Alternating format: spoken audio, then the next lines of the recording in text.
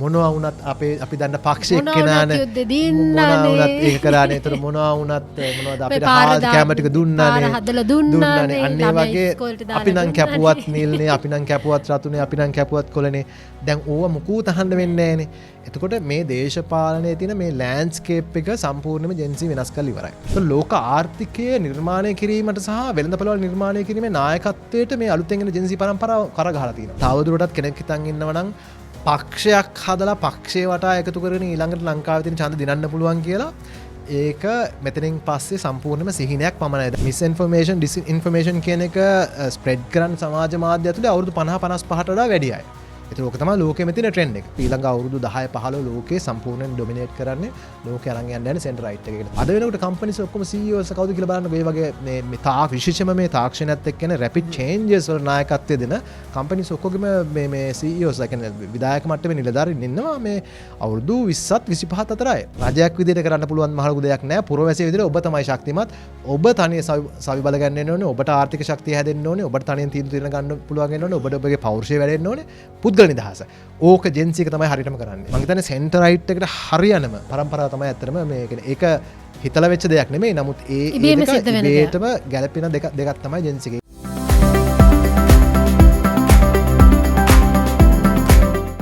Centre right movement 6 වෙනි වැඩසටහනත් එක්ක තමයි ඔබ මේ එකතු වෙලා ඉන්නේ. ඉතින් මැද දකුණ ගැන කතා කරන සෙන්ටර් රයිට් පොලිටික්ස් YouTube නාලිකාවෙන් තමයි මේ වැඩසටහන විකාශය වෙන්නේ. ඒ වගේම තමයි තවත් නාලිකාවකින් මේ වැඩසටහන ඔබට බලා ගන්න පුළුවන්. ඒ තමයි මංජු නිශ්ශාංක YouTube channel එකනුත් ඔබට මේ වැඩසටහන් පෙළම නරඹීමේ හැකියාවක් තියෙනවා. ඉතින් වෙනද වගේ මම ගොඩාක් විස්තර කියන්න යන්නේ නැහැ. මේ අපි මොකද්ද මේ අපේ අරමුණ මොකද්ද මේ වැඩසටහන් මාලාවේ. මොකද මම විශ්වාස කරනවා මේ වෙනකොට අපි වැඩසටහන් 6ක් කරලා තියෙනවා. ඉතින් මේ වෙනකොට යම්කිසි අවබෝධයක් ඇති මොකක් ගැනද අපි මේ වැඩසටහන් මාලාවෙන් කරන්නේ කියලා. කොහොම වුණත් ඉතින් සුපුරුදු පරිදි අද දවසේදීත් මගෙත් එක්ක එකතු වෙලා ඉන්නවා මේ මැද දකුණ ගැන කතා කරන්න ගෝලීය ශ්‍රී ලාංකික කොංග්‍රසයේ නායක මංජු නිශ්ශංක.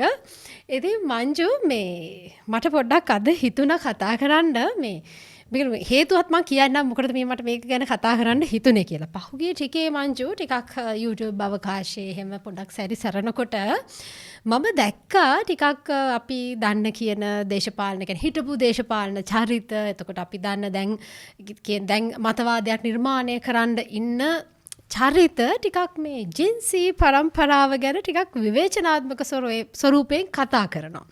සහ මේ මට තේරිච්ච දෙයක් තමයි ඒවා අහනකොට මේ ඒ පරම්පරාව කියන්නේ ජෙන්සි එකට කලින් පරම්පරාවේ ගොඩක් දෙනෙට විශේෂයෙන්ම දේශපාලන අවකාශයේ ඉන්න ගොඩක් දෙනෙට මොකක් හරි නිකන් ජෙන්සිලත් එක්ක නිකන් ජෙන්සිලා නිකන් ඉස්සරහට ඒගොල්ලන්ට තර්ජනයක් වෙයි වගේ බයක් තියෙනවා වගේ තමයි මට සමහර වැඩසටහන් දැක්කාම හිතුනේ. ඉතින් මේකේ ලෝකෙ පැත්තනොත් වෙනම කතාවක් තියෙනවා. මම හිතන අපි ඒකත් කතා කරමු. මේ ඇත්තටම මේ මංචුට හිතන විදිහට මේ ජෙන්සි එකට කලින් පරම්පරා මිලේනියම්ලා වයි ඒගොල්ලෝ මේ ජෙන්සි පරම්පරාව හරියට අඳුරගෙන නැද්ද මේ කියන විදිහට? ඔව් ශාන්ති මම හිතන්නේ ඔක සෑහෙන මේ අත්දැකයි කියන්නේ විශේෂම සමාජ මාධ්‍ය ඇතුලේ ඒ කියන්නේ දිගින් දිගටම අර මොකක් හරි නැති වුණාම අර මොහමඩ් තලිබාන් ඕනේ වගේ මේ විශේෂම අපේ රටේ දේශපාලඥයොත් උන්ගේ තියෙන දේශපාලන ජනප්‍රියතාව නැති වෙලා යනකොට උන්ට තියෙන දේශපාලන පිළිගැනීම නැති වෙලා යනකොට මේ වෙලාවේ පොදු මාතෘකාවක් විදිහට මේ ජෙන්සි එකට සෑහෙන දෝෂ ආරෝපණය කරනවා. කාට හරි බරින්න ඕනේ ඉඳලා ජෙන්සි එකට බැනලා එක අර එරියස් කව කරගන්නවා වගේ වැඩක් දකින්න හම්බ වෙනවා. මොකද සමහර අය කියන්න උත්සාහ කරනවා මේ මොනවද ලංකාවේ විශේෂයෙන්ම ගත්තොත් එimhe ලංකාවේ අරගලයට මේ ප්‍රධාන හේතුවක් වුණත් මේ ජෙන්සි අය තමයි කියලා මම එහෙම කියන අයත් ඉන්නවා. ඒ වගේම තව සමහර අය කියනවා මේ මොනවද ජෙන්සි එකේ අයට කෙලෙහිගුණ නැහැ කියලා කියනවා. අතීතය අමතකයි. තීරණ ගන්න බෑ කියලා කියනවා. යුද්ධයක් රටේ තිබුණා ඒවට කෙලෙහිගුණ නැහැ කියලා.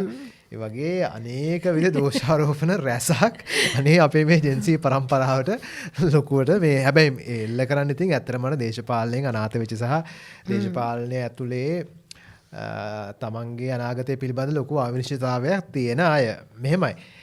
ඒ දෝෂාරෝපණය කරන්න ඇති වෙලා තියෙන හිතේ දුක මට තේරෙනවා. ඔව් ඒක අපි මම හිතන්නේ බලන හැමෝටම තේරෙනවා. ඒ කියන්නේ මම හිතන්නේ මොන දුකද මේ දැන් හොඳාකාරවම දන්නවනේ ඊළඟ ඡන්දෙදි ජෙන්සි එකට බලාපානවා කියලා. හැබැයි ජීවිතේට මේකට ඡන්දය හම්බෙන්නේ නැහැ කියලා දන්න වේදනාව තමයි අපිට ඇහෙන්නේ ඇත්තටම. ඔය විතර ශාදී මම හිතන්නේ අපි මෙහෙමයි. ඕකේ ෆැක්සන් ෆිගර්ස් ටික අපි වෙනම දිග අරගන්න ඕනේ. ඊට පස්සේ ඒක උඩ මේගොල්ලෝ හදන්න හදන මිස්කන්සෙප්ෂන්ස් කියනවා වෙනම අපි අතාරින්න ඕනේ. ඒතර උතන කතන්දර දෙකක් නේ. ඒක ඕක ඇත්තටම ලොකු බරපතල සමාජ කතිකාවතක් සහ සමාජ මොකක්ද ඒකට අපි කියන්නේ අර වෙනස් වීමක්. කියන්නේ ලෝකේ වෙනස් නොවන එකම දේ වෙනස් වීමනේ. ඒතකොට විශේෂයෙන්ම මානව සංගතිය ගත්තොත් එහෙම අනිවාර්යයෙන්ම පරිණාමවාදය ඇතුළේ තමයි. ඒ කියන්නේ ඒක ඇතුළේ වෙනස් වෙන මිනිස්සුට ඉතුරු වෙනවා. වෙනස් වෙන්න බැරි මිනිස්සුට මද වෙලා යනවා. හරිද? ඒතකොට ඔය වගේ ලොකු වෙනස් වීම මේ ජෙන්සි එක ඇවිල්ලා එක්තරා අර පිම්මක් පනින අවස්ථාවක් අපේ මේ මානව සංහතිය. ඒක අපි පොඩ්ඩක් දිග අරගමු. එතනට යන්න කලින් අර ශාදික වගේ අපි පොඩ්ඩක් මේක තව කාරණා දෙක තුනක් අපි හරියටම මේ විසඳගෙන යන්න ඕනේ. මොකද මමත් දැක්ක ලංකාවේ හිටපු අර අනාථ වෙච්ච දේශපාලඥයෝ කීප දෙනෙක් කියන්න උත්සාහ කරනවා ලංකාවේ තිබුණ මේ අරගලයටත් මේ ජෙන්සි එක තමයි මූලිකත්වයේ ගත්තේ කියලා. ඒක නම් ඇත්තටම හිනත් යනවා. ඒක හිනත් යනවා ශාදි. මොකද මම හිතන්නේ ශාදි අපි දෙන්නටමත් අපිට පෞද්ගලිකවම අත්දැකීම් තියෙනවා. ඒ කියන්නේ ওই අරගලයේ ඊ타මත්ම අහිංසක විදියට සාමකාමී විදියට නමුත් ඊ타මත්ම කියන්නේ අර ඇක්ටිව් විදිහට සක්‍රියව දායකත්වයේ දුන්න අය තමයි අපිත්. මම හිතන්නේ ශාදිලත් අපි ඔක්කොමත්. ඒතකොට එතනදී පුරවැසිය විදියට අපි මේ වැඩේ ඇතුලේ හිටියා. ඒ කියන්නේ අපි දැක්කා ඒකට සහභාගී වුණා. එතකොට එතනදී මම හිතන්නේ ශාදී ලංකාවේ ඒ කියන්නේ ලංකාවේ අරගලයේ ඇත්තටම ජෙන්සි එක නෙමෙයි ලීඩ් කරේ. ඇත්තටම ලංකාවේ අරගලයේ ඒක පවත්වාගෙන යන්න සහ ඒක හරි තැන්වලදී හරි විදිහට නමා ගන්නට මම හිතන්නේ ලොකුම දායකත්වයේ දරුවේ මිලෙනියල් කියන ජෙනරේෂන් එක මම හිතන්නේ. කෙනෙක් විශේෂයෙන්ම 1981 ඉඳලා 97 දක්වා කාලේ ඉන්න අය මිලෙනියල්ස් කියන්නේ. හේතුව තමයි ලංකාවේ අරගලය ඇතුළේ ඇත්තටම මේ ලොකුම අර්බුදය ආවේ ජෙන්සිලගේ ප්‍රශ්නයක් ජෙන්සිලට වඩා ජෙන්සිලගේ රැකියා අර්බුදයක්වත් එහෙම නැත්නම් ඒගොල්ලන්ගේ ඩිජිටල් අවකාශයට ඇතිවෙච්ච අර්බුදයක්වත් ඒ වගේ දේවල් නෙමෙයි. එතන උනේ ඇත්තටම විශේෂයෙන්ම අලුතෙන් සමාජයට පෞල් ඒකකයන් විදිහට ඇවිල්ලා අලුතෙන් සමාජයේ බර සහ වගකීම සාමාන්‍යයෙන් අරන් පරම්පරාවෙන් පරම්පරාවකට ඒ කියන්නේ වගකීම සමාජයේ තියෙන මහා සමාජයේ වගකීම කියන එක මේ මොකක්ද අපි ඒකට කියන්නේ අර වගකීම් බාර ගන්නවනේ. අන්නේ බාර ගැනීම සිදු වෙලා තියෙන මිලෙනියල්ස් අර මේ වෙලාවේ. ඒතර ඒගොල්ලන්ට ඒක ගොඩනගන්න හදන අවස්ථාවේ ගොඩනගාගෙන යන අවස්ථාවේ ඒගොල්ලන්ගේ මූලික අවශ්‍යතා සියල්ලක්ම ඔගේ කඩා වැටෙනවා. ඒ කියන්නේ පවුලකට අවශ්‍ය කරන කුස්සියට අවශ්‍ය කරන ගෑස් සිලින්ඩරේ ඉඳලා ලයිට් එකේ ඉඳලා පොත් එකේ ඉඳලා බේට් එකේ ඉඳලා හැමදේම නැති වුණා. එතකොට ඒක ඇතුලේ ඒ කියන්නේ Taman අලුතෙන්ම තමන්ගේ සමාජයක තමන්ගේ පවුල ගොඩනගනවා වගේම පවුලත් එක්ක ගොඩනගෙන සමාජය කියන එක සම්පූර්ණයෙන්ම පිළිබඳ ලොකු අනිශ්චිතතාවයක් ඇති වුණා. ඒතර ඒකත් එක්ක මම හිතන්නේ අසංවිධිත සංවිධානාත්මක බව කියන එක හොඳටම ඇති වුණේ මිලෙනියල්ස් එක. මේකේ අවශ්‍යතාව සහ මේක වෙනසක් වෙන්න ඕනේ කියන එකේ ඒ එකඟ නොවූ එකඟතාව සම්පූර්ණයෙන්ම ඇති වුණේ එතන මිලෙනියල්ස් කියන ඒ ජෙනරේෂන් එක ඇතුළේ. ඒක වටේ තමයි මම හිතන්නේ ජෙන්සීස්ලයි, ඒතර ජෙන් එක්ස්ලයි මේ හැමෝම ඕක වටේ එකතු වීමක් උනේ. ඊට පස්සේ තවත් යෝජනාවක් කරනවානේ දැන් ඔය ඒ කියනම තමයි ඒ කියන්නේ ජෙන්සීලා මේක කරනකොට ඒකේ නායකත්වයක් ගන්න කවුද කරේ කියලා දන්නේ නැහැ. කවුද අවසානයක් දන්නේ නැතුව කොහොමද කියන්න දන්නේ නැහැ. එහෙම වෙලා තියෙන ජෙන්සිලා කරපු නිසා කියලා චෝදනා කරනවා. ඒ කියන්නේ අර අගක් මුලක් දන්නේ නැතුව කියලා. මම හිතන්නේ ශාදී අපිට තියෙන අත්දැකීම ඊට වඩා ගොඩක් වෙනස් එකක් නේ. සම්පූර්ණ වෙනස්. අතට අනිත් පැත්ත වගේ නේ. සම්පූර්ණ අනිත් පැත්ත උනේ. ඇත්තට අගක් මුලක් දන්නේ නැති කෙනෙක් නිකන් පුරවැසියෝ ගිහිල්ලා අපි හිටගත්තු එකක් නේ ඇත්තටම සිද්ධ වුනේ. ඒකෙදි මං හිතන්නේ ඔය ජෙනරේෂන් මොකුත් බැලුවදවත් කියලා. නෑ. ඇත්තටම බැලුවේ නෑ. මොකද මේක කියන්නේ අර නායකත්වයක් නායකත්වයක් තිබුණේ හරියට හරි. දේශපාලන නායකත්වයක් ගත්තෙම නැහැ. එන්න දුන්නෙත් නැහැ. මෙහෙමයි. ඕක ඇතුලේ පුද්ගලික දේශපාලන අවශ්‍යතා සහ ඇජෙන්ඩාස් ක්‍රියාත්මක කරන්න උත්සාහ කරපු කණ්ඩායම ඕන තරම් හිටියා. ඒක බහුතරේ නෙමෙයි. බහුතරේ ඒතර නෙමෙයි හිටියේ. නමුත් බහුතරේ හිටියේ මේ රටේ හිටියව සාමාන්‍ය පුරවැසියෝ. ඒකින්ද තමයි ඇත්තටම මේක කියන්නේ අවාසනාවන්ත සිද්ධීන් කීපයක් සිද්ධ වුණාට සමස්තයක් වශයෙන් ගත්තොත් එහෙම අරගලේ මූලිකම එල්ලීම් ටික ඉෂ්ට වුණායින් පස්සේ ඒ කියන්නේ ජනාධිපතිව ඒ කියන්නේ අගමැතිව අයින් කරලා කැබිනට් මණ්ඩලය අයින් කරලා සහ ජනාධිපති අයින් වුණායින් පස්සේ යම් දේශපාලන පක්ෂ පාර්ලිමේන්තුවට ඇටැක් කරන්න කියන තැනදිත් එතන අපේ පුරවැසියෝ ගිහලා ඒක කරේ නැහැ. ඒ වගේම තමයි අපි අකමැති වුණත් ව්‍යවස්ථානුකූලව එවකට හිටපු අගමැති ජනාධිපති වුණායින් පස්සේ ඒ අරගලයේ සක්‍රීය දායකත්වයක් දුන්න 95%කටත් වඩා වැඩි ප්‍රමාණයක් එතනින් සම්පූර්ණයෙන්ම අයින් වෙලා ගියා. සම්පූර්ණයෙන්ම අයින් වෙලා ගියා. ගෝල් ෆේස් එකෙන් අයින් වෙලා ගියා. ඒතර තාමත්ම සීමිත 50කට වඩා අඩු පිරිසක් තමයි එතන ඉතුරුනේ අන්තිම වෙලාවේ ඒ අර දේශපාලන අවශ්‍යතා දින කට්ටිය. ඒතර ඒක උනේ ඒ පුරවැසි සහභාගීත්වයේ හින්දා. උතන තිබුණේ අර නායකත්වයක් අරගෙන දේශපාලන මේකක් නම් කරන්න ගියේ. එහෙමනම් ඕකේ தත්ත්වය ඉතාමත්ම ව්‍යසනකාරී වෙනවා ඊට වඩා. මට චූටි දෙයක් එකතු කරන්නම් මේ මංචු මට දැනෙච්ච දෙයක් තමයි. ඒ කියන්නේ ඒ කාල සීමාව ඇතුළතදී මිනිස්සු දැනගෙන හිටියා මේ ව්‍යවස්ථාව කඩ කරන්න ඉදිරිපත් වෙන්න අවස්ථාවක් තිබ්බේ නැහැ කිසිම පුරවැසියෙක්. ඒගොල්ලෝ දන්නවා. ඒ කියන්නේ කවුරුන් හෝ ව්‍යවස්ථානුකූලව තමයි දෙයක්. ඒ තර්කෙ මත කීටවත් කියන්න බෑ. මේක අරමුණක් නැතුව දෙයක් කරා කියන එක කියන්නත් අමාරුයි කියලා. මම හිතන්නේ ලෝකේ පුරවැසි අරමුණක් වෙනුවෙන් පුරවැසි ඔක්කොම අර සංවිධිත විදිහට සංවිධානගත වෙලා තමන්ගේ අරමුණ ඉතාමත්ම සාපේක්ෂව ඉතාමත්ම සාපේක්ෂව ඉතාමත්ම සාමකද වෙන රටවල ලෝ වගේ සමාජ විප්ලවය වෙනකොට ඊටත් තාමත්ම දරුණු විදිහට අවසන් වෙන්නේ. මට මෑත කාලේ අපිට දැක්කන එක බංග්ලාදේශ දැක්කා, නේපාල දැක්කා. ඌ ඉතාමත්ම දරුණුයි. නමුත් මේකදී ඒ සාපේක්ෂව පුරවැසි අරගලයක අවශ්‍ය වෙච්ච මූලික අරමුණු ටික කියන්නේ සම්පූර්ණයෙන්ම කැබිනට් මණ්ඩලයක් සහ ඒ කියන්නේ ඒ වෙලාවේ රටේ ආර්ථිකය සහ රට පාලනය කරගන්න බැහැ කියලා විශ්වාස කරපු ඒ ආණ්ඩුව සම්පූර්ණයෙන්ම අයින් කරලා අලුත් ආණ්ඩුවක් ස්ථාපිත වුණ ගමන්ම පුරවැසි ඔක්කොම ගෙදර ගියා. ගෙදර ගිහිල්ලා අලුත් ආණ්ඩුවට කරගෙන යන අවස්ථාව දුන්නා. මම කියන්නේ ඒකට ඒ ගෞරවය සහ ඒ කියවීම අපි අනිවාර්යෙන් ඒක තියෙන්න ඕනේ. එතකොට ඒතෝකෙන් අපි අනිවාර්යෙන්ම ඔය අර අඬන දේශපාලඥයන්ගෙන් එන චෝදනාව මේ ජෙන්සීලා තමයි මේක සම්පූර්ණයෙන්ම සංවිධානය කරේ. මේගොල්ලෝ තමයි මේ රටේ මේ වගේ දෙයක් ඇති වුණේ කියන කතාව සම්පූර්ණයෙන් අපි බැහැර කරලා ඒක ගලවලා දෙන්න ඕනේ ඉස්සල්ලාම. මට තවත් ප්‍රශ්නයක හිනාන කෑදෙන ඒකත් චෝදනාවන්නේ කරන්නේ. අරගලේ දැන් ඉතින් ප්‍රශ්නයක්ද දැන්? ඒක සම්පූර්ණ චෝදනාවක්. ඒ කියන්නේ ඒකට විත්තිකරුවෙක් හොයලා ඒක නනගහන්නයි මේ උත්සාහ කරන්නේ. කාවත් හොයාගන්න බැරි හින්දා. ඉතින් ඒක තෙන්දී ඒක තාමත්ම මෝඩ උත්සාහයක්. ඒ කියන්නේ කාරණා දෙකක් මත එකක් තමයි ජෙන්සීලා නෙමෙයි ඇත්තට මෙතන ලොකුම කාර්ය කියන්නේ සක්‍රීයව දායකුනේ ඊට වඩා වෙනස් පරම්පරාවක්. එතන ජෙන්සී වල අයගේ දායකත්වය තිබුණා. නමුත් එතන සම්පූර්ණයෙන් පුරවැසි අරගලයක් තිබුණේ. ඒක අපි ඔක්කොම දැක්ක දෙයක්. දෙවෙනි එක තමයි මේ මොනවාද ඒක චෝදනා කරලා දන්නේ නැහැ. ඒක ඒ වෙලාවේ දුන්න අවශ්‍යතාවයක්. ඒක ඒ අවශ්‍යතාව මත ඒ රට වෙනස් වුණා. දේශපාලන වෙනස ඇති වුණා. ඒක වුණා නම් මොන වගේ තත්ත්වයක් අද ඒද කියලා චුට්ටක් හිතලා බලන්න. ඔව් ඒ කියන්නේ පුරවැසියෝ කියන්නේ ඔබ ගිහිල්ලා පුරවැසියන්ගෙන් අතරදත් ප්‍රශ්න කරොත් එහෙම දේශපාලන වහල්භාවයකින් නෑගෙන නෙමෙයි පුරවැසියන්ගෙන් ප්‍රශ්න කරොත් එහෙම කිසිම කෙනෙක් ඒ වෙච්ච අරගලය පිළිබඳව පසුතැවීමක් ඇත්තේ නැහැ. මොකද ඒ තුලින් ඇති වෙච්ච දේශපාලන වෙනස ගැන උන්ට යම් විශ්වාසයක් තියෙනවා. හැබැයි මංචු තව දැන් තියෙනවනේ දැන් ඔය එක්කම එන චෝදනාවක් තමයි දැන් මේ දැන් හැබැයි ඔය ලංකාවේ අපි ඔය විදිහට කතා කරාට දැන් බංග්ලාදේශ එක ගත්තොත් එහෙම දැන් මෑත කාලේ උදාහරණ ගත්තොත් හැබැයි එතෙන්ද ජෙන්සීලට චෝදනාවක් එනවා. අපි දකිනවා. ඉතින් මේකේ ප්‍රශ්නයක් තියෙනව නේද? හැබැයි මොකද එතෙන්දී එකයි මෙතන එකයි අපි මේක බෙහෙරලා දෙමු නැත්තම් මොකද අපිට ඊළඟට එන උදාහරණේ ඒතර බංග්ලාදේශ මෙහෙමද උනේ මෙහෙම වුණාද කියන ප්‍රශ්නේ එන්නේ.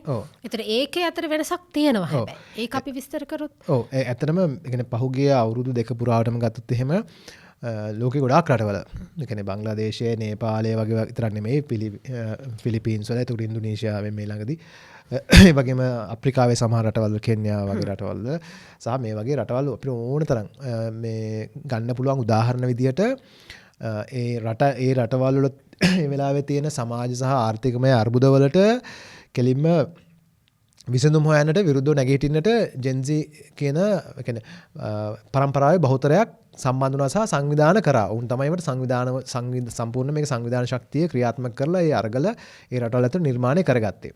ඒතකොට ඒක හරි. ඒ කියන්නේ ඒ රටවල් වල පැහැදිලි වෙක පේන්න තිබුණා. ඒ කියන්නේ උන් නායකත්වයක් ගත්තා අතර. විශේෂයෙන්ම බංග්ලාදේශය, නේපාල වගේ රටවල ජෙන්සි එක මැඩගස්කාර් වල මේ ඊටමත් මෑත කාලේදී මෑත දවස්වලදී එතකොට දැන් එතකොට කෙනෙක් කියනවා නම් ජෙන්සි අය ගත්ත නායකත්වය ගත්ත හින්දා මේවා වයලන්ට් විදිහට එහෙම නැත්නම් ඒවා මොනවද විනාශකාරී විදිහට ඒවා අවසන් වුණේ මේගලන්ට කියන්නේ අර වගකීමක් නැතිකම ඒක බොරු කතාවක්. මම කියන්නේ ෂදී කියන්නේ ලෝකේ මුළු ඉතිහාසය පුරාටම ගත්තත් ඕනෑම අවස්ථාවක සමාජ අරගලයන් අර්බුදයන් ඇති වෙනකොට දේශපාලන අරමුණු මත විශේෂයෙන්ම තියෙන ක්‍රමවේදයට විරුද්ධව ඒවල අවසානය ඉවර වෙලා තියෙන්නේ තාමත්ම වයලන්ස් විදිහට තමයි. ලංකාව ඇතුලේ නම් අපිට ගන්න පුළුවන් 1970 89 ඒක 50000ක් ලක්ෂයක් විතර නැති වෙලානේ ඒකේ අවසානයක් දකින්න මේ දකින්න සිද්ධ වුණේ. ඒ කියන්නේ සමාජයේ ඒ වෙලාවේ තිබුණ ක්‍රමවේදයට විරුද්ධව අවිආයුධ තතර ගත්තා. ඒ කාලේ හිටපු තරුණයෝ. ඒ කාලේ හිටපු ජෙනරේෂන් එක. හරිද?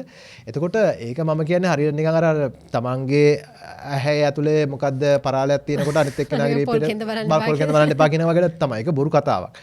එතකොට ඒ කියන්නේ අරගලයන් සහ සමාජ විප්ලවයන් සිද්ධ වෙනකොට ඒක පරම්පරාව මත නෙමෙයි තීරණය වෙන එක අවසානයේ. ඒක තියෙන දේශපාලන අරමුණු සහ ඒ කියන්නේ බහුතරයක් ඒ වගේ දේවල් වෙනකොට වයලන්ස් එකෙන් අයින් වෙනවා. වාසනාවකට ලංකාවේ එහෙම දෙයක් වුණේ නැහැ. මොකද ලංකාවේ එහෙම දේශපාලන අරමුණක් හෝ නැත්තම් ඒක පරම්පරාවක් නියෝජනය කරන ඒක කණ්ඩායමක් නෙමෙයි මේක නායකත්වයේ ගත්තේ. පුරවැසි අරගලයක්.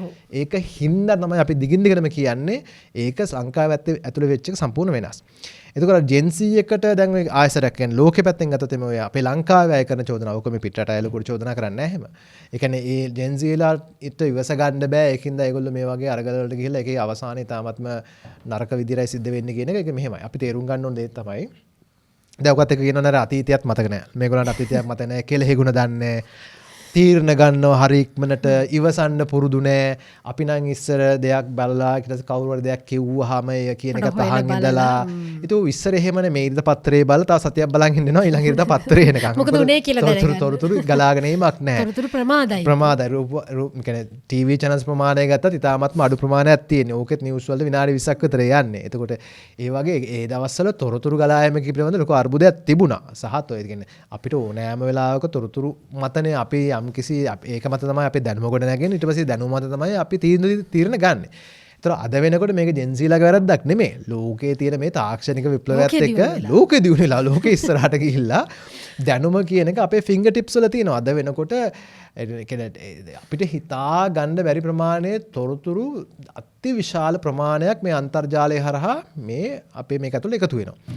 ඒතර එකතු වීම තුල ඒක ඇතුළේ ඒක ග්‍රාස්ප් කරගන්න. ඒ කියන්නේ ඒක ඇතුළේ ඒක තමයි ජෙන්සීලා අපි කියනවානේ සාමාන්‍යයෙන් හැමතිස්සෙම අන්තර්ජාලය සැරසනවා කියලා. ඔව් ඒක තමයි. ඒ කියන්නේ අපේ ඒක කියන්නේ චෝදනාවක් විදිහට. ඒ කියන්නේ ඒගොල්ලන්ට මේ කියන්නේ තාක්ෂණයත් එක්කම තාක්ෂණයත් එක්ක ඉපදෙන ළමයි ඒගොල්ලෝ. ඒක කරන්න දෙයක් නැහැ. මොකද ඒක ලෝකෙට එන්නෙම තාක්ෂණයත් එක්ක තියාගෙන. ඒ කියන්නේ මිලේනියල්ස් වගේ උනේ ඕක නෙමෙයි. ඒ කියන්නේ අපි දැක්ක තාක්ෂණය වෙනස අපි දැක්ක අපි ඒක ඇඩප්ට් වුණා. ඒ කියන්නේ මේක අවශ්‍ය හින්දා අපි ඒකත් එක්කම ඇදලා ගියා. හරිද? එනකොට ජෙන්සීලා ඇත්තටම ඉපදුනේ තාක්ෂණයත් එක්ක. එතකොට ඔවුන්ගේ ඒ කියන්නේ ඒක ඔවුන්ගේ වැරද්දක් නෙමෙයි. ඒ ලෝකයේ යන වෙලාවේ ඒ වෙලාවේ සිදුවීම් ඒ ඇතිවෙච්ච තාක්ෂණික විප්ලවය වෙනකොට ඔවුන් ඉපදුනා. ඒතර ඒකත් එක්ක ඔවුන්ට ඒක මගහැරලා යන්න බෑනේ.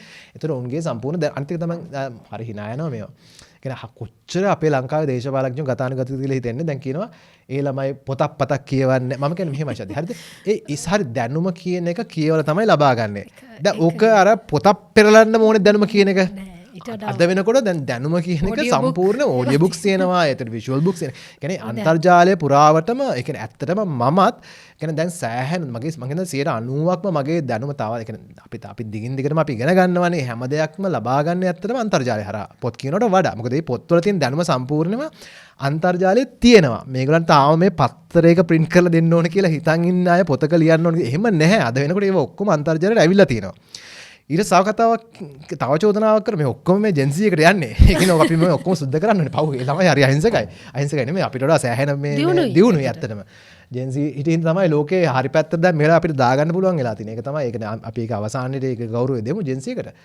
මේ මොනවාද දැන් අර කියනවා මේ අන්තර්ජාලයේ තියෙන හැම දෙයක්ම විශ්වාස කරනවා හැම දෙයක්ම විශ්වාස කරලා ගන්න තීන්දුව වැරදි කියලා. හරිද?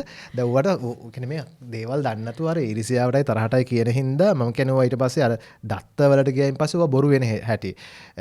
ඇමරිකාවේ සහ යුරෝපයේ සමීක්ෂණයක් කරා ඇත්තටම මීට වසර දෙකකට විතර කලින් වැඩිම මිස් ඉන්ෆර්මේෂන් සහ ඩිස් ඉන්ෆර්මේෂන් කියන ඒවා ෂෙයා කරන්නේ කවුද කියලා බලන්න. ෂාදී හිතන්නේ මම හිතන අපි කතා කරලා තියෙනවා. මිලේනියල්ස්ලා වෙන්න ඕනේ. නෑ ඊටතරා කට්ටිය. ඒ කියන්නේ අවුරුදු 50කට පස්සේ කට්ටිය තමයි කිසිම දෙයක් හොයලා බලන්නේ නැතුව මේක ෂෙයා කරන්නේ WhatsApp එකේ Facebook එකේ හැමතැනම ෂෙයා කරන්නේ ඇත්තටම මේ මිලේනියල්ස්වත් ජෙන්සිලාවත් නෙමෙයි. මොකද ඒගොල්ලෝ දන්නවා සමාජ මාධ්‍ය ඇතුලේ DNA එක මොකක්ද කියලා ඒගොල්ලෝ හොඳටම දන්නවා.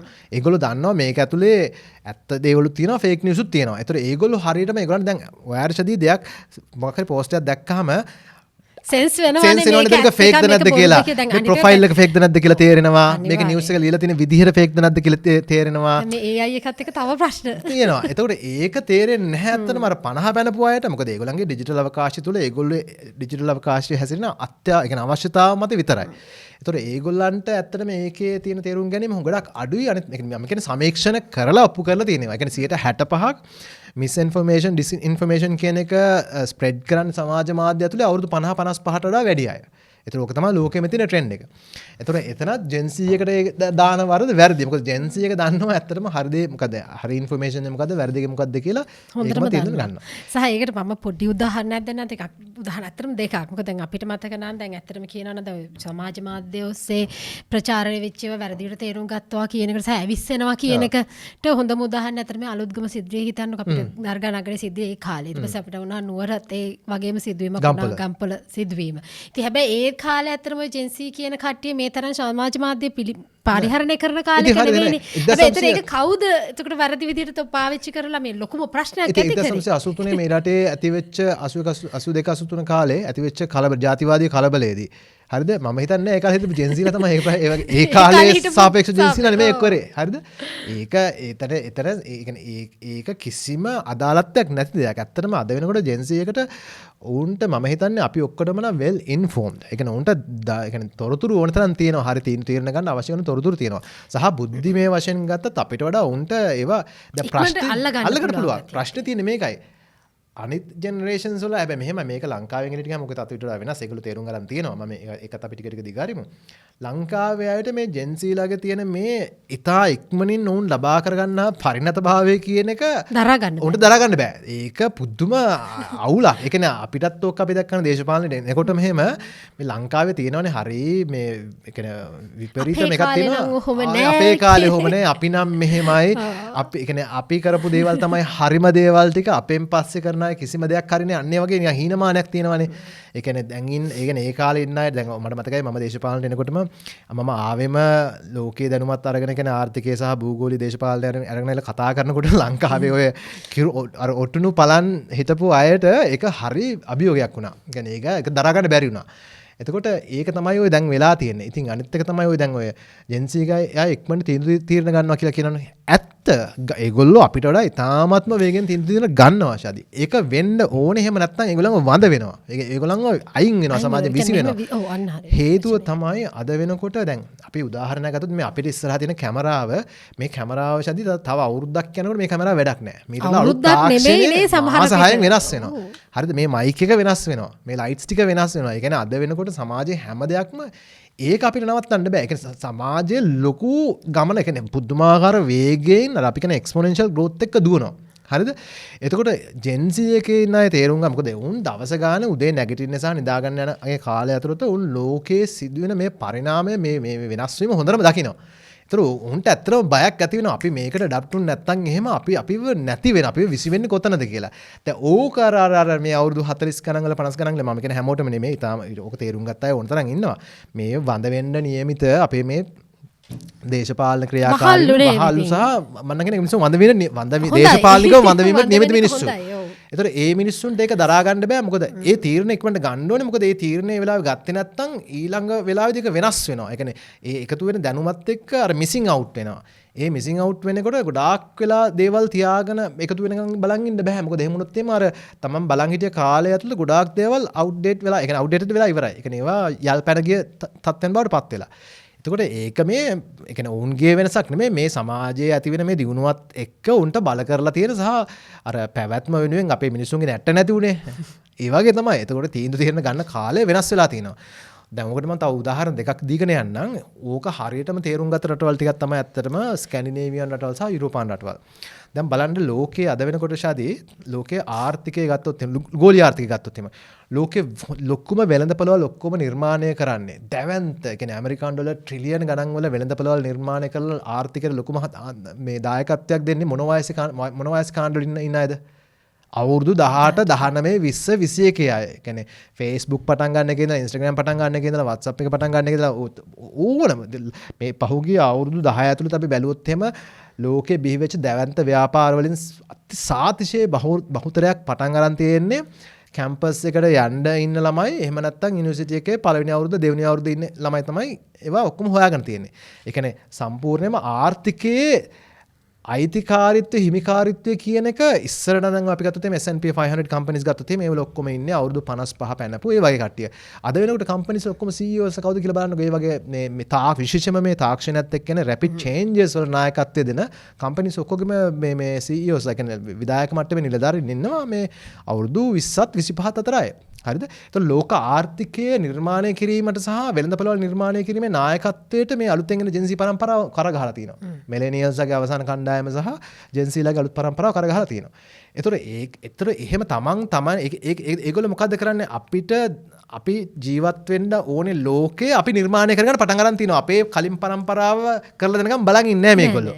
ඒතකොට ඒගොල්ලෝ ඒක හින්දානේ බලන්න ජෙන්සිලාත් හැමතිස්සෙම අපිට වඩා ගොඩාක් වෙලාවට ඒගොල්ලෝ මොනවා හරි කරලා මැච් එකක් ගහලා ඒගොල්ලන්ගේ ෆයිනෑන්ෂල් සර්වයිවල් එක ඒගොල්ලෝ හදාගන්න උත්සාහ කරනවා. දෙනකම් බලන් ඉන්න. කොහෙන් හරි මොකක් හරියක් කරනවා. ඒකටත් කියනවනේ අර මේගොල්ලෝ එක තැනකට ලෝයල් නෑ. අවුරුදු 10ක් 15ක් එක තැනක වැඩ කරන්නේ නෑ. මෙතන අවුරුද්දක් කියලා තවත් කරන්න දෙයක් නෑ. ඒ කියන්නේ අපිට එහෙම ඒක තුලින් උන්ට බලාපොරොත්තු වෙන ස්ථාවරත්වය දෙන්න බැරි ඉඳ තමයි උන්ට ඒ තත්ත්වෙට පත් වෙන වෙලා තියෙන්නේ. ඒතකොට මම කියාගෙන ගියේ උන් අර ආර්ථිකය සහ වෙළඳපොළවල් ඔක්කොම උන් තමන් දකින්න ආස තමන් ජීවත් වෙන්න කරන ආස ලෝකේ හදාගෙන යන ආර්ථිකය වශයෙන් ලොකු දායකත්වයක් දෙනවා ওই පරම්පරාව.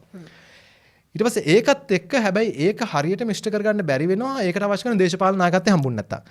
ඒකෙන් තමයි දැන් ගත්තොත් එimhe යුරෝපයේ වගේ රටවල් වල ඒ වගේම ස්කැන්ඩිනේවියන් රටවල් විශේෂයෙන්ම දැන් බලන්න දේශපාලනයට එන අය එහෙම ගත්තොත් එහෙම අවුරුදු 20 ගණන් වල 30 ගණන් වල අය රටේ තියෙන ඉහළම තනතුරු වලට යන්න පුළුවන් මට්ටමට ගිහිලා තිනවා. ඒ රටවල අගමැති තනතුරු වලට ඒ රටවල වල මුදල් අමාත්‍ය තනතුරු වලට කියන වගකිය යුතු ඉතාමත්ම ඉහළම රටේ නායකත්වයේ දක්වා අවුරුදු 30 32 34 35 වගේ අය පත් වෙන්නට පටන් ගන්න තියෙනවා. මේක ඇමරිකා එක්සත් ජනපදයේ වෙනස්. මොකද උන්ගේ තියෙන අර ක්‍රමවේදය වෙනස් වෙනසින්දා. එතකොට ඒක ඇතුලේ මම කියන්නේ ඒ දේශපාලන නායකත්වයට දෙන්න පවා උන්ව ඉස්සරහට ගන්න මට්ටමකට ඇවිල්ලා තිනවා. ඒක තමයි ලෝකේ යන්නේ. මොකද හේතුව තමයි ඉස්සරට වඩා ඒ කියන්නේ මැචියුරිටි කියන එක දැන් ගොඩක් අඩු වයසෙන් එනවා. ඒ කියන්නේ අර තාක්ෂණයේ දියුණුව දැනුම තාක්ෂණයේ දියුණුව සහ මේ හැම මේකක්වත් අර අත්දැකීම් තියෙන වයසින් වැඩියට නෑ. ඒකෙන් කියන්නේ මේ වයසින් වැඩිය ප්‍රතික්ෂේප වෙනවා කියලා නෙමෙයි. මේ ට්‍රාන්සිෂන් එක ලෝකෙ සිද්ධ වෙනවා. ඒක තේරුම් ගත්තේ නැත්නම් තමයි මේ පරම්පරා අතර ගැටීමක් ඇති වෙන්නේ. ඒ පරම්පරා අතර ගැටීම ඇති වුණොත් එimhe ෂදී කවදාවත් මේ ලෝකෙ ඉස්සරහට යන්නේ නැහැ. ඒ කියන්නේ යන්න බෑ. ඒ කියන්නේ හරි වෙලාවෙදී ඒ පවර් එක පොසිෂන් වෙන තැනට බලය හොමාරු වෙන්න ඕනේ. ඒක ආර්ථික බලය වෙන්න පුළුවන්, දේශපාලනික බලය වෙන්න පුළුවන්. මම තව උදාහරණයක් කියන්න දැන් අපි බැංක් මේ කියන්නේ ආයෝජන බැංකු ශාස්ත්‍රය වැඩ කරනකොට අපි හරියට ඒ කියන්නේ අපේ සමාගම් වල ගොඩාක් ඒ කියන්නේ අපේ හියුමන් කැපිටල් එකට ලොකු අවධානයක් යොමු කරනවා.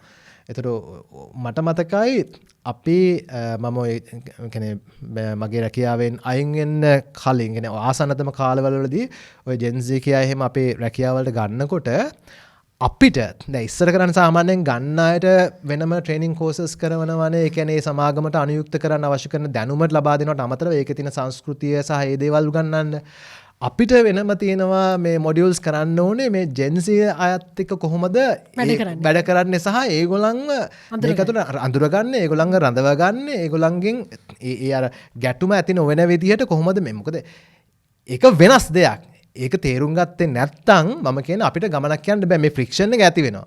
ඒත් ලෝකයේ ඒක තේරුම් අරගෙන හරියටම ඒකට අවකාශය ලබා දෙන රටවල් වලට තමයි සමාජයක් විදිහට මම කියන්නේ ලොකු ඊළඟ අඩිය තියන්න පුළුවන් වෙන්නේ. මොකද අපිට නෙමෙයි මේ ලෝකේ ඊළඟ පිම්ම තියන්න ලොකුම කාර්යභාරය කරන්න පුළුවන් ඒ කැපැසිටි එක ඔයා මම අපි අකමැති වුණාට ඒක තියෙන්නේ අරගොල්ලෝ ගාවට ගිහිල් ඉවරයි. දැන් ජෙන්සි එක ගාවට ගිහිල් ඉවරයි. ඔවුන් මම හිතන්නේ මේ කියන්නේ අපේ මේ විශේෂයෙන්ම මේ තාක්ෂණික විප්ලවයත් එක්ක ලෝකයේ ඇතිවන වෙනසේ පෙරගමන් කරුව බවට ඔවුන්ගේ මේ කණ්ඩායම් පත් වෙනවා. එතනදී මම හිතන්නේ අපේ වගකීමක් තියෙනවා. ඔවුන්ට ඒ කාර්යභාරය කරන්න අවශ්‍ය කරන මේ අර වටපිටාව හදලා දෙන එක. එතනදී එකම දේ ඔවුන්ට තියෙන අඩුපාඩු තමයි ඇත්තටම අර ජීවිතය අත්දැකීම අඩුකම. ඒක ඉතින් ඒක ලබා ගන්න පුළුවන් ජීවත් වෙලානේ. ඒතකොට ඒකදී ඒ ජීවිතයේ ලබන අත්දැකීම් කියන එක වැරදි සිද්ධ වෙනකොට ඒ වැරදි ආපහු නොකරන්න මේ හැම දෙයකටම අවශ්‍ය කරන අන්නේ අත්දැකීම් ටික අපෙන් ගලාගෙන යන්න ලබා දෙන එක මම කියන්නේ ඒක ඇතුලේ අපි මේ කියන්නේ මේ වැඩිහිටි පරම්පරාව ප්‍රතික්ෂේප කරනවා කියන එක නෙමෙයි. ඔවුන්ටත් ඒක ඇතුලේ කරන්න කාර්යභාර කිබේටම හැදෙනවා. හැදිලා තියෙනවා. ඒ කාර්යභාරය තේරුම් අරගෙන අර මේක මුළු මල්ල මම බදාගෙන ඉන්නවා මරණකම්ම කියලා. ඒ කියන්නේ අද අපි දකින්නවනේ තාමත් අපේ දේශපාලඥයෝ අවුරුදු 85 වෙලත් හුස්ම ටික වැටෙනවා නම් තාමත් අමාරුවෙන් හරි එනවනේ මේ මොනවද ඒක න කියන්නේ කිව්වොත් තව වැඩසටහනක් දාලා යන්නෙම නෑනේ. පුදුම කර්මයක් නේ. මම කියන්නේ මේ රටට ඒ කියන්නේ අවුරුදු 75 පැනලත් මම කියන්නේ වයසට යන කර්මයක් කියන එක නෙමෙයි මේ කියන්නේ. ලෝකේ ඉස්සරහට අරන් යන පරම්පරාවල් දෙක තුනක් තමන්ගේ පරම්පරාවට වඩා බිහි වෙලා තියෙද්දි තාමත් මේක මේ මල පෙරේතය වගේ සමා වෙන වචන පාවිච්චි කරලා මේක බදාගෙන ඉන්නවා කියන්නේ ඒකෙන්ම තේරෙනවා අපි කොච්චර අසාර්ථකද කියලා. ඊට පස්සේ අර කිසිම දැක්මක් නැති දැනුමක් නැති දේශපාලන අඳබාලයෝ ටික අර Tamanට දැක්මක් නැති හින්දා අර මිනිස්සු ටික ඔළුවේ උඩ තියාගෙන මේ පෙන්වන්න හදනවා මේගොල්ලොත් එක්ක හිටියොත් විතරයි මේ අපේ රට ඉස්සරහට යන්න පුළුවන් කියලා. හැබැයි ඉතින් ඒගොල්ලන්ට අන්තිමට පණිවිඩය පැහැදිලිව හම්බ වුණා. ගිය සැරේ මැතිවරණෙදිත් හම්බ වුණා. දැන් තේරුම් ගන්න ඕන එකම දේ තමයි Gen Z පරම්පරාව තමයි ඊළඟ අවුරුදු 10 ඩොමිනේට් කරන්නේ. ඔයකත් එක්ක මට තියෙන ප්‍රශ්නයක් ඇත්තටම මාචු දැන් ඔය කතන්දර මේ කොනා කරත් අවසානයේ දැන් මේක දේශපාලනිකව අපි කියව ගන්නත් ඕනේ Gen Z පරම්පරාව දෙක ඉතාමත් වැදගත් සම්දිස්ථානයක් කියනවනේ. ඊළඟ ඡන්දය සහ අපි ඊළඟ පාලන අධිකාරිය තීරණය වෙන්නේ පරම්පරාවක් නෙමෙයි Gen Z කියන්නේ. ඒතර මට ඇත්තටම දැනගන්න ඕනේ මේ Gen Z පරම්පරාවේ දේශපාලනයේ කොයි වගේ තැනකද තියෙන්නේ කියලා. කියන්නේ මට ඇත්තටම දැනගන්න ඕනේ ඒගොල්ලෝ සෙන්ටර් රයිට් පිළිබඳව කොයි වගේ ආත්මත්‍යයක්ද දරන්නේ කියන එක ඇත්තට. Gen Z පරම්පරාව ඇත්තටම මම හිතන්නේ හරිම කියන්නේ විය යුතුම වෙනස සිද්ධ ඉවරයි. ඒක තමයි මොනවාද පක්ෂ දේශපාලන අපි ලංකාවේ කොන්ටෙක්ස්ට් එකත් ලෙන් ගත්තොත් එimhe පක්ෂ දේශපාලන කියන එක සම්පූර්ණයෙන් ප්‍රතික්ෂේප කරන්න මූලිකම හේතුවක් උනේ Gen Z විසින් වෙන පරම්පරාවක් විදිහට මේක ප්‍රතික්ෂේප කරා සම්පූර්ණයෙන්ම පක්ෂ දේශපාලනය. ඒ වෙලාවේ තියෙන අවශ්‍යතාව අනුව උන්ගේ සම්පූර්ණයෙන්ම අර අපි දරන අර පොදු චෝදනාවක් වෙනවනේ සාමාන්‍ය අපි ඉස්සෙල්ලා කතා කරපු කට්ටිය ඒ කියන්නේ මේගොල්ලන්ට මුල අමතකයි එහෙම නැත්නම් තීන්දුව ගන්නවා ඉක්මනට අන්න ඒ වගේ ටික ඔය ටික ඔක්කොගෙම හරි පැත්ත තමයි ඒගොල්ලෝ මේ වෙලාවට අවශ්‍ය කරන හරිම තීරණය ගන්නවා. එතකොට ලංකාව වගේ රටක දේශපාලනයේදී ඉතාමත්ම හොඳ දෙයක් වෙනවා. මොකද ලංකාවේ මෙච්චර කාල තිබුණ පක්ෂ දේශපාලන ක්‍රියාත්මක උනේ ප්‍රතිපත්ති මත නෙමෙයිනේ. එහෙම වුණාම මේ වෙලාවේ තියෙන ඒ කියන්නේ මොනවා වුණත් අපි දන්න පක්ෂ එක්කෙනානේ මොනවා වුණත් ඒක කරානේ. ඒතර මොනවා වුණත් මොනවද අපිට හාල් කැම ටික දුන්නානේ. දුන්නානේ. අන්න ඒ වගේ අපි නම් කැපුවත් නිල්නේ, අපි නම් කැපුවත් රතුනේ, අපි නම් කැපුවත් කොළනේ. දැන් ඕව මුකුත් අහන්න වෙන්නේ නැහනේ.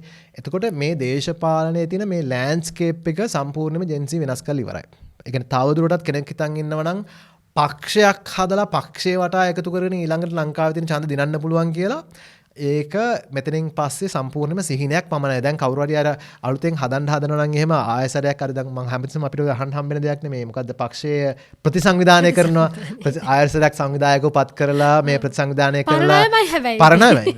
මෙහෙමයි. ඔය යාන්ත්‍රණය ඇතුලේ විශේෂයෙන්ම Gen Z ප්‍රමුඛ කරගත් මේ ඉදිරියේදී නිර්මාණය වීමට නිමිත්ත මේ ඡන්ද ගොඩේදී ඔය ප්‍රතිසංවිධාන කටයුතු ඔක්කොගෙම ඇතුලේ වැඩිම වුණොත් ගන්න පුළුවන් ඡන්ද ප්‍රමාණය ඡන්ද ලක්ෂ 20යි. එතනින් එහාට හරි අමාරු යන්නේ. ඇත්තම කතාව ඒකයි.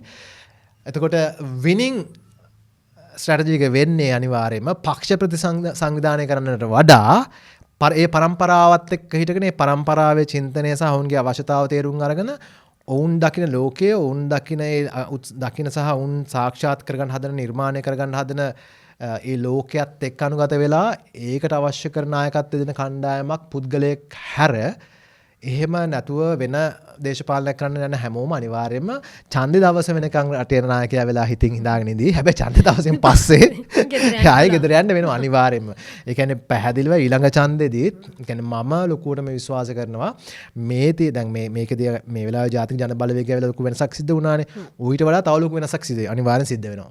සිද්ධ වෙලා ඒ කියන්නේ පක්ෂ දේශපාලන කියන එක මිනිසුන්ට ආයෙ කියන්නේ අඩියක්වත් තියන්න බැරි වෙන තත්ත්වයට මේ රටේ මේ රට පත් වෙනවා. ඒ කියන්නේ අපේ තියෙන ආර්ථිකය හා සමාජීය අභියෝගයන් එක්ක ඊළඟ ඡන්දෙදී එතනට ගිහිල්ලා මේ Gen Z එක විසින් තවත් තාමත්ම දැනෙන තීන්දුව ටිකක් ගන්නවා. ඒතර ඒක කතා කරගත්තේ නැත්නම් අනිවාර්යයෙන්ම ලොකු අර්බුදයක් වෙනවා. තවත් එකක් තියෙනවා මේ වෙලාවේ ලෝකේ පුරාවටම අපි ගත්තොත් මේක තමයි අපිට අත්‍යවශ්‍යම වැදගත්ම දේ. 2015ට කලින් වගේ කාලයේ සාමාන්‍යයෙන් ඔය අවුරුදු 18 සහ 34 ඉන්නේ ජෙනරේෂන් එකේ ගොඩාක් වෙලාවට නැඹුරුතාව තිබුණේ සෙන්ටර් ලෙෆ්ට් එකට. ඒ කියන්නේ මැද වමත් එක්ක තමයි විශේෂයෙන්ම යුරෝපයේ සහ ඇමරිකා එක්සත් ජනපදයේ ඕස්ට්‍රේලියාව ජපාන වගේ රටවල් ගත්තොත් එහෙම. ඒ කියන්නේ උතන උනේ ඇත්තටම මෙහෙමයි. ඒ කියන්නේ දැන් උතන වැරදුන තැන මේකයි. ඒ කියන්නේ අපි විශේෂයෙන්ම ප්‍රජාතන්ත්‍රවාදී රටක ප්‍රජාතන්ත්‍රවාදයට ජීවත් වෙන රටවල් වල ලිබරල් වැලියුස් කියන එක අපි වටිනාකම් දෙන්න පටන් ගන්නවා. අපිත් එහෙමනේ සදී. ඒතර අපිට පැටලෙන තැන තමයි ඇත්තටම ওই ලිබරල් වැලියුස් කියන එක සමාජවාදයත් එක්ක මේ එකතු කරන්න ගියා. එකතු වෙන්න ගියා.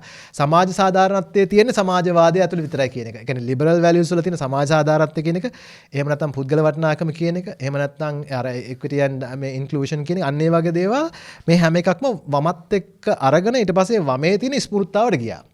ගියයින් පස්සේ අර ලිබරල් කඳවුරේ හිටපු ගොඩක් අයත් ඇත්තටම ලොකුවට අතරමං වුණා. ඒක තමයි උනේ. එතකොට දැන් ඒකේ අර ඒ ලිබරල් කඳවුරේ ඉන්න හිටගන්න අවශ්‍ය තැන තමයි ඇත්තටම අද වෙනකොට දැන් ওই ලිබරල් කඳවුරට ගොඩක් අය අර ස්මෘත්තාව යන තේ ලිබරල් කට්ටිය ඉන්නවනේ. ඒ කියන්නේ අන්න ඒ කට්ටිය සම්පූර්ණයෙන්ම මැද දකුණත් එක්ක කියන්නේ සෙන්ටර් රයිට් එකත් එක්ක හිටගෙන තියෙනවා. ඒක තමයි අද වෙනකොට යුරෝපයේ සහ ඇමරිකා එක්සත් ජනපදයේ ගත්තොත් එහෙම විශේෂයෙන් පහුගිය අවුරුදු 5 ඇතුළත මේ තරුණ පරම්පරාව Gen Z කියන එකෙන් තාමත්ම බහුතරයක්. ඒ කියන්නේ සම්පූර්ණ මේක වෙනස්ම නෝම් එකක්.